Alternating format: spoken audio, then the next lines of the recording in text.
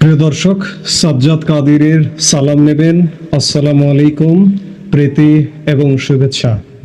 এই মুহূর্তে আপনাদের সামনে কথা বলতে এসেছি ডক্টর ইউনূসের লন্ডন প্রবেশটা কেমন হলো, এই প্রসঙ্গটা নিয়ে কথা বলবো। আপনারা ইতিমধ্যেই জেনে গেছেন যে ডক্টর মোহাম্মদ ইউনূস লন্ডন স্থানীয় সময় সকাল 7:05 এবং বাংলাদেশ সময় দুপুর 12:05 লন্ডনে পৌঁছে গেছেন। লন্ডনে যথারীতি একটি অনাড়ম্বরপূর্ণ রিসিপ্ট, যদিও সরকারের তরফ থেকে বলা হচ্ছে, বাংলাদেশ সরকারের তরফ থেকে বা বলা হয়েছিল যে এটি সরকারি সফর। অবশ্যই একপাক্ষিক একটি সরকারি সফর, যেহেতু সরকার প্রধান বিদেশ সফর যাচ্ছেন, সেটি বাংলাদেশ সরকারের তরফ থেকে সরকারি খরচে একটি সরকারি সফর। কিন্তু কদিন আগে আমি বাংলাদেশের যুক্তরাজ্যস্থ হাই কমিশনার আবিদা ইসলাম তার একটি সাক্ষাৎকারে শুনেছিলাম, তার বয়ানে সম্ভবত এই মুহূর্তে আমি ক্লিপটা খুঁজেও পাচ্ছি না, সম্ভবত 71 টিভির একটা সাক্ষাৎকারে তিনি বলেছিলেন, লন্ডন থেকে রিপোর্টটা করা হয়েছিল, তিনি বলেছিলেন যে যুক্তরাজ্য সরকার এটিকে সরকারি সফর হিসেবে ঘোষণা করেছে। কিন্তু ডক্টর ইউনূসের লন্ডন প্রবেশকালে আমরা সেটিকে সরকারি, যুক্তরাজ্যের সরকারি সফর হিসেবে দেখলাম না, দ্বিপাক্ষিক সফর হিসেবে এটি দেখলাম না, এটি নিঃসন্দেহে একপাক্ষিক সফর। এই যে সফরটি এবং লন্ডনে প্রবেশটির কয়েকটা ছবি প্রকাশ করেছে প্রধান উপদেষ্টা ডক্টর মোহাম্মদ ইউনূসেরই দপ্তর। আমরা ছবিগুলো একটু দেখে আসি, তাহলে বুঝবো যে এটা কতটা অনাড়ম্বরপূর্ণ। একটু ছবিগুলো দেখি। দেখলেন, ডক্টর ইউনূসকে রিসিভ করেছেন যুক্তরাজ্যের, বাংলাদেশের যুক্তরাজ্যস্থ হাই কমিশনার আবিদা ইসলাম। এখানে ব্রিটিশ সরকারের কোনো প্রতিনিধি নেই, প্রতিনিধি থাকবারও কথা নয়।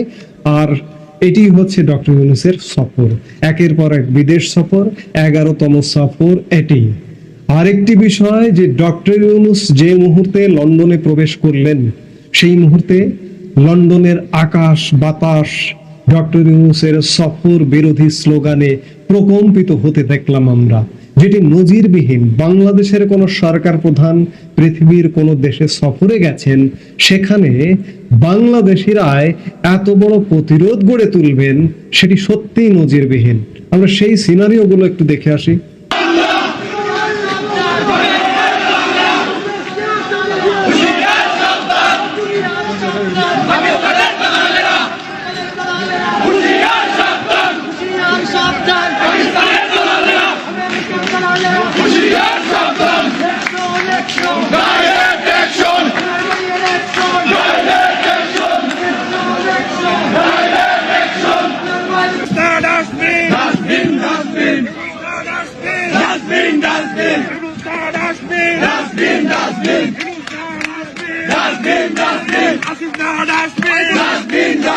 দেখলাম যে লন্ডনে ডক্টর ইউনূস বিরোধী, ডক্টর ইউনূস সফর বিরোধী স্লোগান কিভাবে প্রকম্পিত হচ্ছে।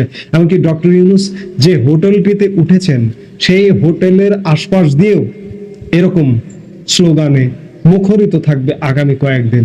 যুক্তরাজ্য তো বটেই, ইউরোপের বিভিন্ন দেশ থেকে বাংলাদেশিরা এই লন্ডনে এসে বিক্ষোভ প্রদর্শন করছে।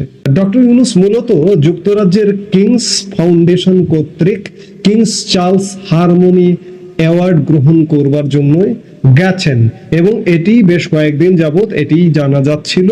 এটিকে সরকারি সফর বলা হোক, দ্বিপাক্ষিক সফর বলা হোক, যাই হোক না কেন, এবং ব্রিটেনের রাজা তৃতীয় চার্লসের সাথে সাক্ষাৎ, ব্রিটেনের প্রধানমন্ত্রী স্যার কেয়ার স্টারমারের সাথে সাক্ষাতের কথা আছে এমনটা বলা হচ্ছে। এখনো গণমাধ্যম বলছে যে সাক্ষাতের সম্ভাবনা আছে।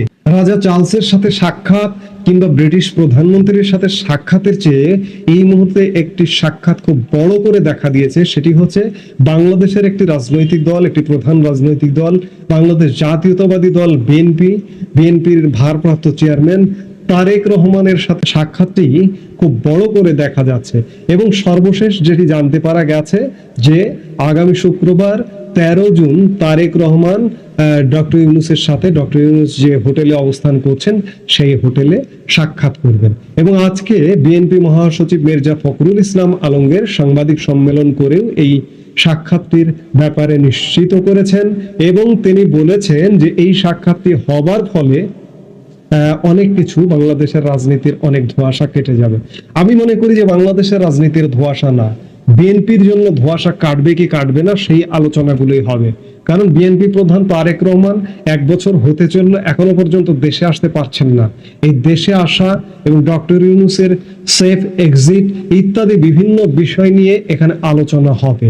আমি লন্ডন প্রবেশের কথা দিয়ে আলাপটি শুরু করেছি, আরো কিছু কথা না বললেই নয় যে ডক্টর ইউনূস যে কিংস চার্লস হারমোনি অ্যাওয়ার্ড গ্রহণ করতে গেছেন, এই অ্যাওয়ার্ড গ্রহণটি নিয়েও বাংলাদেশের সোশ্যাল মিডিয়া সরব, এবং সরব হতে হতে এই অ্যাওয়ার্ডটি কিংস চার্লস হারমোনি অ্যাওয়ার্ডটি বাংলাদেশের কাছে মনে হচ্ছে যে বিতর্কিত হয়ে উঠছে।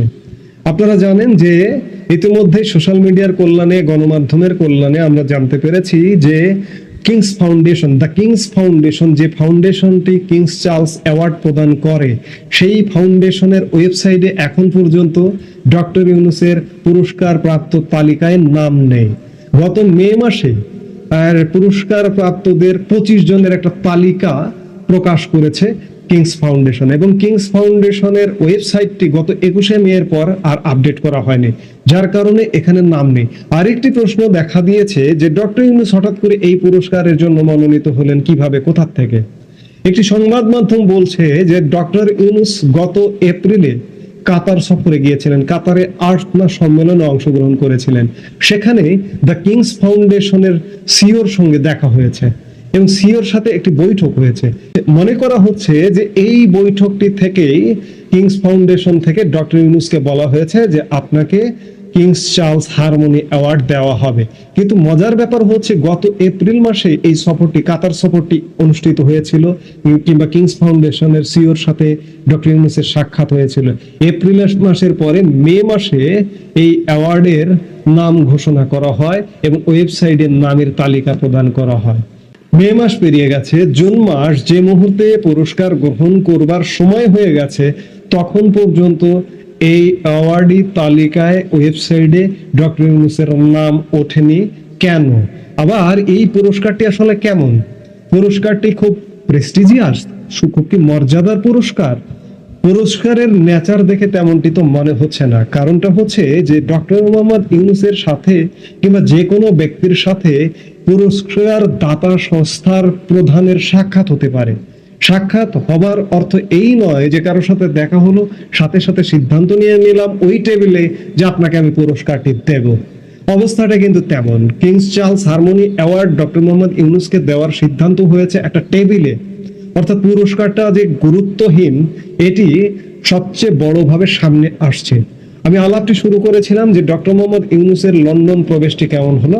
লন্ডন প্রবেশটি মোটেই সম্মানের নয়, মোটেই মর্যাদার নয়, এবং আগামী কয়েকদিন আরো অমর্যাদাকর নানা কিছু ঘটতে পারে সেই সম্ভাবনাও দেখা যাচ্ছে।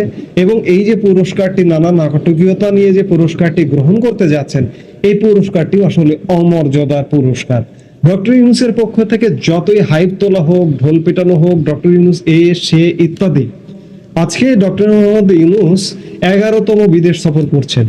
এই যে 11টা সফর, একটি সফরও কিন্তু দ্বিপাক্ষিক সফর নয়, সব একপাক্ষিক সরকারি সফর। সরকারি সফর কার? সরকারি সফর বাংলাদেশ সরকারের। কিন্তু government to government, G to G, এখন পর্যন্ত একটি সফরও অনুষ্ঠিত হয়নি। কাজেই আমি এই কথা বলেই শেষ করতে যাই যে লন্ডন প্রবেশটাও ডক্টর মোহাম্মদ ইউনূসের ভালো হয়নি, এবং লন্ডন প্রস্থানটাও ভালো হবে বলে মনে হচ্ছে না। এই মুহূর্তে এ পর্যন্ত। সবাই ভালো থাকুন, সুস্থ থাকুন। আসসালামু আলাইকুম। অবশেষে বিএনপি শীর্ষ নেতা তারেক রহমান প্রধান উপদেষ্টা ডক্টর মোহাম্মদ ইউনূসের সঙ্গে লন্ডনে বৈঠকে বসতে সম্মতি দিয়েছেন। কেন তিনি এই বৈঠকে রাজি হলেন? কার চাপে অথবা কার বিশেষ অনুরোধে সরকারের প্রস্তাব তিনি গ্রহণ করলেন বৈঠকে বসার জন্য? এই প্রশ্ন এখন অনেকের মুখে মুখে, এবং এই যে প্রশ্নটি সৃষ্টি হয়েছে তার পেছনে যথেষ্ট যুক্তিসঙ্গত কারণ রয়েছে। আমি আপনাদের একটু মনে করিয়ে দিই, লন্ডনে এমন একটি বৈঠক অনুষ্ঠিত হতে যাচ্ছে এমন যে গুঞ্জন ছড়িয়েছে তা কবে থেকে?